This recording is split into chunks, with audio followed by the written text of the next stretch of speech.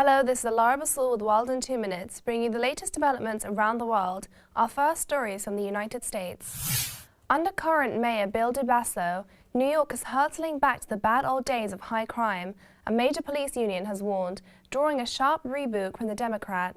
Ed Mullins, the president of the Surgeons Benevolent Association, said, "The degradation of our streets is on the rise," urging the Democratic Party to choose another city to hold its 2016 convention.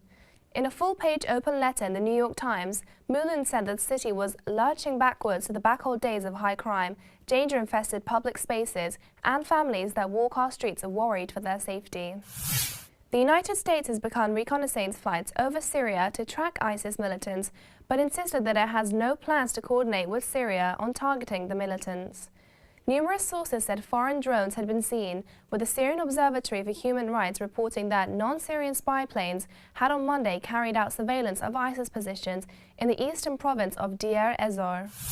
Authorities said Tuesday a man in custody is a serial killer who is suspected of randomly shooting 7 people, leaving 4 dead, over 5 days in the Los Angeles area. Deputy Chief Kirk Albany said at a news conference that the 3 other victims were critically injured and 2 dogs were also shot and killed before the arrest of the 34-year-old Alexandra Hernandez of Silmar. The organization said on Tuesday the United Nations Civil Aviation Body will launch 2 pilot projects designed to help airlines and states better share information about risks in conflict zones, nearly 6 weeks after Malaysian Airlines was shot down over Ukraine. The planes were announced at a conclusion of a 2-day meeting by the International Civil Aviation Organization's Special Task Force on Flights in Conflict Zones, which has been given the complex task of addressing risks to airlines in conflict zones. And that brings us to the end of World in 2 Minutes. You can always log on to trtworld.com for the latest. Until we meet again, goodbye.